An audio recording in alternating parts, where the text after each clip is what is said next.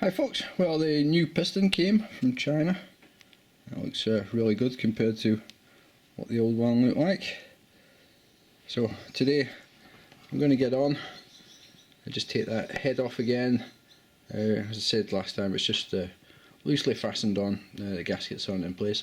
So we're going to take the head off. I'm going to fit the piston, I'm going to hone the cylinder, and then I'm going to put the head back together properly. So wish me luck, hopefully this goes back together easy enough. So we'll start by putting the new piston rings on the new piston. Okay, so having checked my book, it appears you put the expander in first and then a rail on either side, and then the other rings are actually marked on their upper surface. It says ATC or ATG. ATG, but that's it's got a tapered surface by the looks of it, so I think that's the middle ring, and then the other one just says A, which I think is the top ring, no taper on it. I'll just check the book again. See here it says the upper surface of the two compression rings should be marked at one end. See illustration 9.4. Make sure that the identification letters are facing up. Fit the lower compression ring tapered section into the middle groove of the piston. See illustration. Okay. So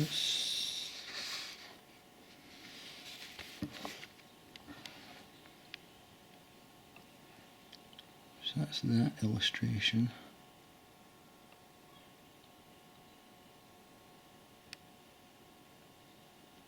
Okay, so that's the oil ring in. Unfortunately I forgot to press record on the camera, but I put the expander in first, and then the bottom ring, or the bottom rail, and then the top rail, and just offset the gaps so they're not all in a straight line.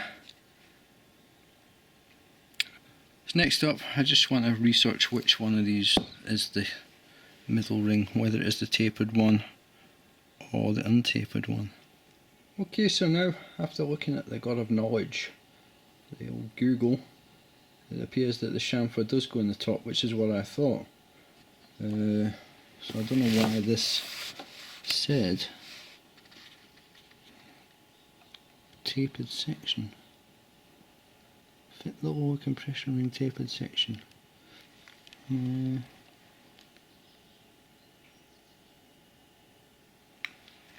Nope, I passed, so that's what I'm going to do. I'm going to put the one that was marked A, which was the more square looking one, that way up. Also the piston, so the letters go that way up. And then this will be the top one with the letters, whatever it was, ATG. So, and that goes at the very top. Right, so I'll get these on now. Right, so that's all the piston rings in there.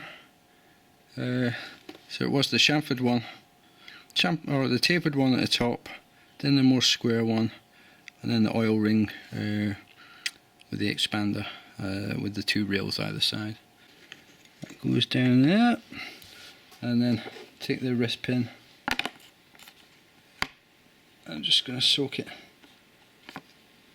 a bit of engine oil, which hopefully will help it go in easier. Right, so now the piston's in. Let's just hone the cylinder a bit. Just drop some engine oil in there, and then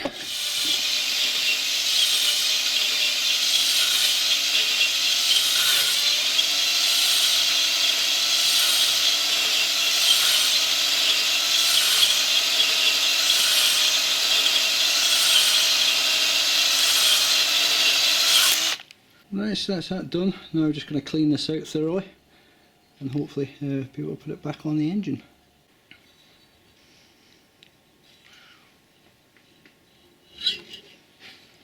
And there we go, that's that back on. I forgot to mention I'd put the new gasket behind that. So next up I'm going to put this bolt in, and the one for the wheel.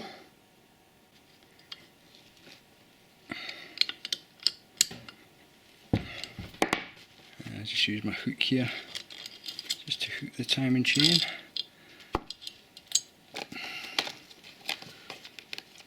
And then it was just that bolt with the blank end. Let's go so.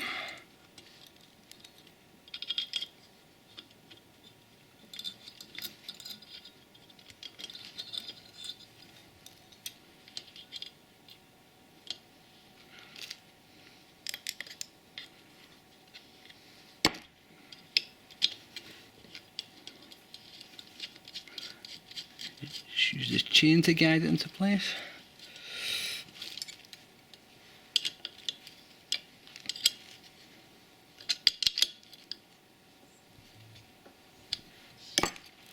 Right, so next up I want to take that stator magneto cover off to get access to the flywheel to put it to top dead centre.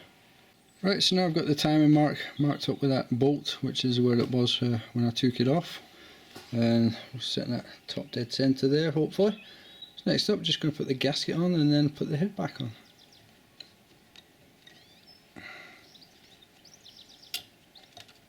Try not to move that timing chain too much.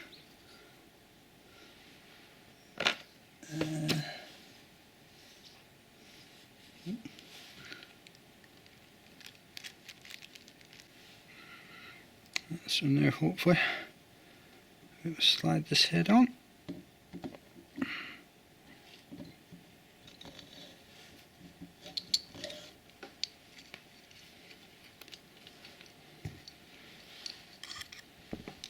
Just get there with a pick, just hook that chain.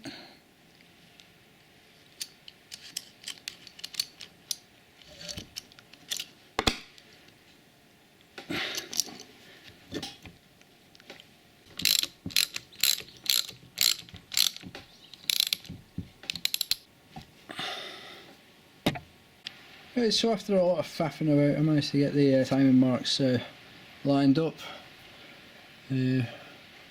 reasonably to what they were. And there it is, all back together. It was a bitch of a day, to be honest. I've been plagued by camera troubles. A lot of the stuff was a lot harder than expected, like the aligning the timing. It was like the chain was just too tight, but I managed to get it. Eventually, just persevered. And what else? Oh, the piston wrist pin. That was really tough to go through, but I managed to get that with a bit of heat and a bit of force. I don't think you should have needed to use force. Anyway, it's all back together now, so next up is going to be a test, but I'm going to leave that till another day when I'm feeling a bit less under pressure, stressed out. But it's all back together and I didn't have any pieces left over, which is always a good thing.